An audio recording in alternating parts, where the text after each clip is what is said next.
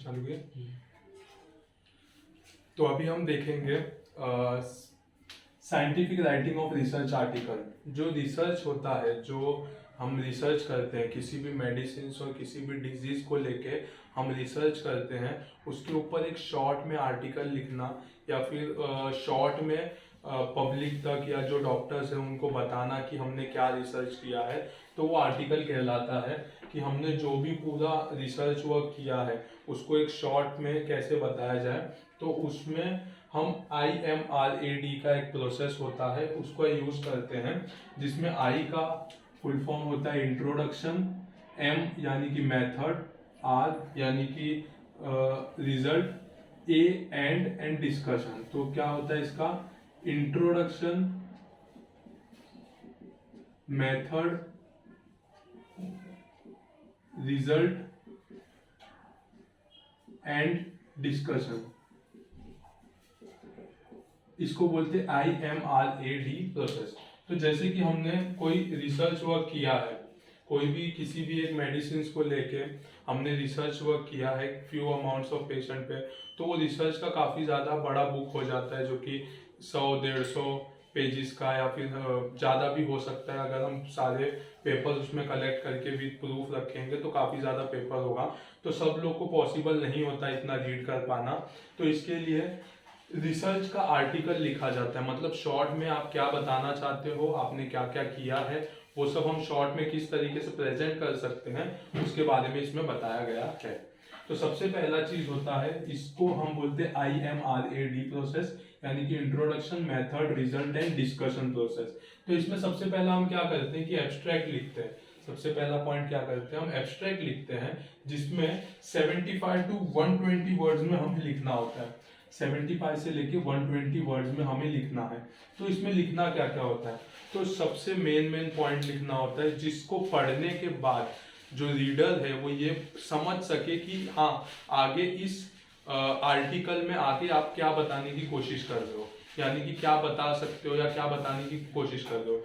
यानी कि अगर समझो एक बीमारी हमने लिया, समझिए कि रूमेटॉइड अर्थराइटिस लिया है, तो रूमेटॉइड अर्थराइटिस के बारे में कुछ बताएंगे, कुछ चीज़ है कि हम क्यों इस रूमेटॉइड अर्थराइटिस पे क्यों स्टडी कर रहे हैं, इसमें हमने कौन सा मेडिसिन का यूज़ किया है और ये कैसे यूजफुल है। तो ऐसा कुछ 2-4 पॉइंट है जिसकी वजह से ये आइडिया मिले कि हाँ आगे जो आर्टिकल है उसमें उन्होंने क्या बताने का कोशिश किया है या फिर इन्होंने किस सब्जेक्ट के ऊपर आर्टिकल बनाया है। तो ये क्या होता है, brief comprehensive summary of research paper. Research paper के बारे में ब्रीफ में आप क्या बताना चाहते हो कि आप एब्स्ट्रैक्ट में बताओगे लेकिन कम से कम वर्ड में। वो जो इंफॉर्मेशन आप दोगे वो एक्यूरेट होना चाहिए, सेल्फ कंटेंट होना चाहिए, कंसाइज और स्पेसिफिक होना चाहिए। यानी कि अगर हम रूमेटॉइड अर्थराइटिस के बारे में बात करें तो एब्स्ट्रैक्ट में हम ऑस्टियोआर्थराइटिस या फीवर या कुछ अलग चीज के बारे में नहीं करना है, स्पेसिफिक होना है, कंसाइज होना है, जितना कम से कम में एक्यूरेट होना है, सेल्फ कंटेंट होना है। तो ये सब चीज होना जरूरी होता है। तो सबसे पहला चीज हम एब्स्ट्रैक्ट लिखेंगे जिसमें हम शॉर्ट में बताएंगे कि रिसर्च पेपर में क्या बताया गया है या फिर वो आर्टिकल में क्या बताना चाहते हैं। दूसरा चीज हम इंट्रोडक्शन लिखेंगे, तो इंट्रोडक्शन ऑफ रिसर्च प्रॉब्लम उसमें आएगा, डेवलप बैकग्राउंड आएगा और स्टेट दी पर्पस। तो सबसे पहला इंट्रोडक्शन में क्या आएगा, तो आएगा इंट्रोडक्शन ऑफ रिसर्च प्रॉब्लम। तो ये रिसर्च प्रॉब्लम होता क्या है। तो सबसे पहली बात कि कोई भी अगर डॉक्टर होता है वो किसी सब्जेक्ट के बारे में कब रिसर्च करता है और वो रिसर्च प्रॉब्लम को क्या कहते हैं। तो जैसे कि अगर मैं किसी एरिया में रहता हूँ या फिर हमारा पॉपुलेशन है उसमें कोई एक बीमारी फैल रहा है या फिर मोस्ट प्रोबेबली वो बीमारी फैलता है, तो हम उसका स्टेटिस्टिकल डेटा निकालेंगे। जैसे मैं डॉक्टर हूँ, अगर मैं किसी पेपर रिसर्च करना है मुझे किसी आर्टिकल पे, तो मैं पहले देखूंगा कि मुझे किस सब्जेक्ट पे इंटरेस्ट है, कौन से डिजीज में इंटरेस्ट है या फिर कौन सा डिजीज है जो जिसका ज़्यादा रिसर्च नहीं हुआ है।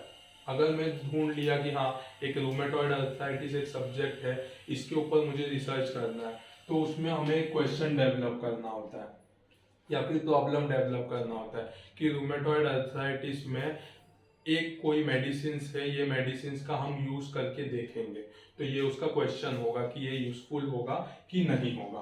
तो ये होगा इंट्रोडक्शन ऑफ रिसर्च प्रॉब्लम।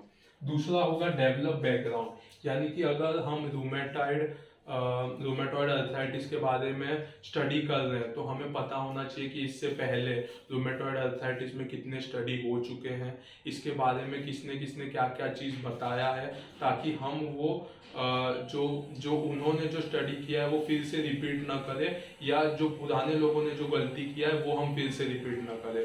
तो हमें बैकग्राउंड डेवलप करना है, या फिर हमें पता लगाना है कि जो हमारे प्रीवियस लिटरेचर्स है या प्रीवियस जो लोग स्टडी किए हैं उन्होंने क्या क्या उसके ऊपर अपना व्यूज दिए हैं। तीसरा, स्टेट दी हाइपोथेसिस। ये सब चीज़ पता होने के बाद डिजीज मैंने चूज कर लिया, मेडिसिन कौन सा है वो चूज कर लिया, उसके बारे में पिछला कोई रिसर्च नहीं हुआ ये भी पता चल गया, तो फिर पर्पस क्या है, state the purpose, state hypothesis. तो हाइपोथेसिस क्या होता है कि अगर मुझे पता है कि रूमेटॉइड अर्थराइटिस में मीथोट्रेक्सेट यूजफुल है कि नहीं ये मुझे देखना है, तो एक हाइपोथेसिस बनाना पड़ता है कि मेरे हिसाब से रूमेटॉइड अर्थराइटिस में मीथोट्रेक्सेट जो है वो यूजफुल है। ये मेरा हाइपोथेसिस हो गया। ये हाइपोथेसिस को मुझे सच प्रूफ करना है, तो उसके लिए मैं आगे एक्सपेरिमेंट करूंगा। ये अगर हाइपोथेसिस को मुझे सच प्रूफ करना है कि रूमेटॉइड अर्थराइटिस में मीथोट्रेक्सेट काफी अच्छा यूज होता है, अगर इसको मुझे प्रूफ करना है या सही है तो मुझे ये हाइपोथेसिस को प्रूफ करना होगा। तो ये हो गया हमारा हाइपोथेसिस, क्या कि मीथोट्रेक्सेट रूमेटॉइड अर्थराइटिस में यूज होता है। रीजन फॉर हाइपोथेसिस, मैंने क्यों इसको यूज किया। मैं रैंडमली किसी भी ड्रग को यूज नहीं कर सकता, मतलब ऐसे नहीं बोल सकता मैं कि नहीं पीसीएम का यूज हो सकता है रूमेटॉइड अर्थराइटिस में। क्यों नहीं बोल सकता, क्योंकि मुझे उसके बारे में रीजन पता होना चाहिए कि मैं क्यों बोल रहा हूँ ये चीज। तो यानी कि पिछला कोई स्टडी हुआ हो, लिटरेचर में किधर उसका यूज किया गया हो, उसका मॉलिक्यूलर स्ट्रक्चर कैसा है, ये सब चीज देखने के बाद ही हम बता सकते हैं। तो पर्पस क्या होता है कि हमने हाइपोथेसिस लिया क्या है, और हाइपोथेसिस हमने वही क्यों लिया है, दूसरा क्यों नहीं लिया है। तो ये सब चीज हमें इंट्रोडक्शन में बताना होता है। तीसरा, मेथड। मेथड मतलब कैसे आपने स्टडी को कंडक्ट किया है, how the study was conducted. मतलब स्टडी कंडक्ट करने के लिए हमें कुछ पार्टिसिपेंट की जरूरत पड़ेगी, जैसे कि हमने रूमेटॉइड अर्थराइटिस का एग्जांपल लिया कि मीथोट्रेक्सेट यूजफुल है कि नहीं है। तो हम क्या करेंगे, कुछ अमाउंट ऑफ पार्टिसिपेंट लेंगे, यानी कि पॉपुलेशन में कुछ लोग लेंगे जिसको रूमेटॉइड अर्थराइटिस पॉजिटिव है, यानी कि रूमेटॉइड अर्थराइटिस हुआ है। उसके भी क्राइटेरिया है कि कौन कौन से डायग्नोसिस के ऊपर हम ये डायग्नोस करेंगे कि नहीं रूमेटॉइड अर्थराइटिस पॉजिटिव है।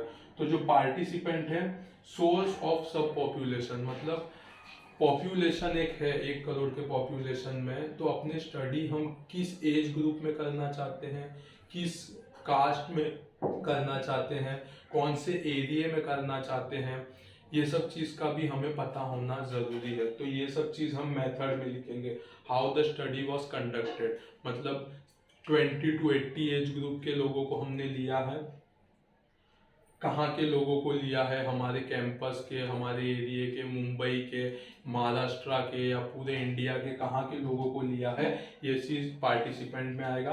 दूसरा, मेजर, टेस्ट और सर्वे, मतलब कौन से बेसिस में आपने इन्हीं लोगों को चूज किया है।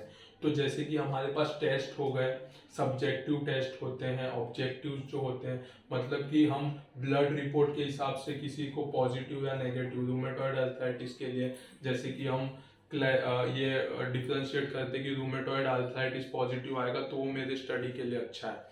तो वो हो गया मेजर, कि टेस्ट आप कौन कौन सा यूज कर रहे हो, उसके साथ और क्या क्या क्राइटेरिया आप यूज कर रहे हो कि आपका कि सामने वाला जो पेशेंट है वो आपके स्टडी के लिए यूजफुल है। फिर प्रोसीजर या फिर वे ऑफ असेसमेंट, कैसे आप आगे की तरफ प्रोसीड करते हो, कि मेडिसिन जो दे रहे हो, आपने देख लिया कि पार्टिसिपेंट कितने हैं आपके, कौन से एज ग्रुप के हैं, कौन से बेसिस पे उसको डिस्टिंग्विश करना है ब्लड रिपोर्ट्स के हिसाब से। फिर प्रोसीजर्स, कि उसको जो मेडिकेशंस देंगे वो दिन में कितनी बार देंगे, साइड इफेक्ट आएगा तो क्या करेंगे, ऐसा सब चीज़ है, तो वो प्रोसीजर्स में आएगा, यानी कि वे ऑफ असेसमेंट। ये सब क्लियर और कंसाइज होना चाहिए, जितना हो सके क्लियरली और छोटे से छोटे में मेथड को लिखना है। उसके बाद चौथा पॉइंट होता है result, data collected and statistical treatment of them. तो जैसे कि हमने डेटा कलेक्ट किया, एक 500 लोगों का डेटा कलेक्ट किया, तो 500 लोगों का डेटा कलेक्ट करने के बाद हम क्या करते हैं, स्टैटिस्टिकल फॉर्म में उसको अप्लाई करते हैं। जैसे कि हम स्टैटिस्टिक में पढ़ते हैं, काफ़ी सारे ग्राफ्स होते हैं, चार्ट्स होते हैं, उसके अंदर हम स्टैटिस्टिकली या फिर कंप्राइज करके हम स्टैटिस्टिकल डेटा में या फिर चार्ट फॉर्म में हम उसको डेवलप करते हैं, जिसकी वजह से हमें कंक्लूजन मिल पाता है कि हाँ ये ड्रग यूजफुल है कि नहीं, रूमेटॉइड अर्थराइटिस में मीथोट्रेक्सेट यूजफुल है कि नहीं, ये चीज़ का आंसर हमें मिल पाता है। तो ये रिजल्ट आता है किससे, डेटा कलेक्टेड, जो डेटा कलेक्ट किया है, और स्टैटिस्टिकल ट्रीटमेंट, और स्टैटिस्टिक्स में उसको अप्लाई करने के बाद हमें पता चलता है कि जो हमारा हाइपोथेसिस है, जो हमने सोचा था कि रूमेटॉइड अर्थराइटिस में मीथोट्रेक्सेट यूजफुल है कि नहीं, तो वो सच है कि नहीं है, वो रिजल्ट से पता चलता है। उसके बाद हम डिस्कस करते हैं। रिजल्ट जो आता है वो एक इंडिविजुअल आदमी या फिर एक 2-4 ग्रुप में लोग परफॉर्म करते हैं या फिर देखते हैं, लेकिन उसके बाद सीनियर्स के साथ या पिछले जो हमारे जो जिन्होंने इस पे रिसर्च किया उनके साथ हम जो डिस्कस करते हैं, discuss the result of experiment, वो डिस्कशन में आता है। तो डिस्कस करते हैं, उसमें क्या करते हैं, एनालाइज करते हैं और इंटरप्रेट करते हैं डेटा। एनालाइज करते हैं यानी कि चेक करते हैं कि डेटा में कोई बायस तो नहीं हुआ है, कोई मिस्टेक तो नहीं आया है, ये सब चीज़ हम देखते हैं। दूसरा, compare the study with the previous data, इसके पहले भी किसी ने कोई स्टडी किया है तो उनके स्टडी और हमारे स्टडी में दोनों को कंपेयर किया जाता है कि क्या चीज़ पुराने स्टडी में नहीं किया गया था जो अभी किया गया है, या पुराना स्टडी सही था कि अभी का स्टडी सही है, कौन से वे में वो सही है, ये सब चीज़ देखा जाता है। तो compare study with previous data. और what should be done in future, ये डेटा तो हमारे पास कलेक्ट हो गया, लेकिन इसके आगे फ्यूचर में हमें और क्या स्टडी करना है। रूमेटॉइड अर्थराइटिस के बारे में मीथोट्रेक्सेट अगर यूजफुल है तो आगे हमें और क्या क्या देखना है। तो हमें ऐसा कंक्लूजन में आएगा कि ये डायबिटिक पेशेंट को दे सकते हैं क्या, ओबेस पेशेंट को दे सकते हैं क्या, लिवर डिजीज के पेशेंट को दे सकते हैं क्या। तो ये सब स्टडी जो है वो फ्यूचर में हो सकता है, तो उसके बारे में थोड़ा सा डिस्कस करना। और लास्ट में रेफरेंस, कि आपने जो स्टडी किया है उसके बारे में लिटरेचर रिव्यू, मतलब कहाँ से पुराने आर्टिकल्स लाए हैं, आपको रूमेटॉइड अर्थराइटिस के बारे में कौन से बुक से इंफॉर्मेशन मिला है, मॉलिक्यूल के बारे में अगर पढ़ रहे हो तो मॉलिक्यूलर बायोलॉजी में क्या रिफर किए हो आप, ये सब चीज़ आपको बताना है। और लास्ट में होता है signed consent form, sign up sheet और स्टैटिस्टिकल कैलकुलेशंस आर एडेड। जितने भी पेशेंट का यूज़ हमने किया है उसका कंसेंट होना चाहिए। हम लोग रैंडमली किसी भी पेशेंट को उठा के उसके ऊपर यूज़ नहीं कर सकते, तो उसका कंसेंट होना चाहिए। जो अप्रूव्ड रिसर्च है उसके ऊपर साइन होना चाहिए हमारे प्रोफेसर्स का, जो हमारे सीनियर्स होते हैं उनका। और स्टैटिस्टिकल कैलकुलेशन एक स्टैटिस्टिशियन अच्छे से किए हैं उसका पेपर्स भी इसमें लगा होना चाहिए। तो ये आर्टिकल राइटिंग होता है, specific writing of research article, जो कि IMRAD के हिसाब से है, जिसका फुल फॉर्म है introduction, method, result and discussion process. इसमें सबसे पहला हम एब्स्ट्रैक्ट लिखते हैं। एब्स्ट्रैक्ट 75 से 120 वर्ड्स में होता है, जिसमें पूरे पेपर में आप क्या बताने की कोशिश कर रहे हो वो एक्यूरेटली, कंसाइज और स्पेसिफिक तरीके से बताओगे। दूसरा होता है इंट्रोडक्शन। इंट्रोडक्शन में सबसे पहला रिसर्च प्रॉब्लम कौन सा आप स्टडी करने जा रहे हो, तो रिसर्च का प्रॉब्लम। दूसरा, उसके बैकग्राउंड क्या है, कहाँ से आपको ये पता चला, उसके बारे में थोड़ा सा इंफॉर्मेशन। तीसरा, स्टेट द पर्पस, मतलब अगर आप हाइपोथेसिस स्टेट कर रहे हो कि एक मेडिकेशन इस डिजीज में यूज होता है, तो ये हो गया आपका हाइपोथेसिस। वो होगा कि नहीं वो रिजल्ट में पता चलेगा कि आपका हाइपोथेसिस सही है या नहीं है।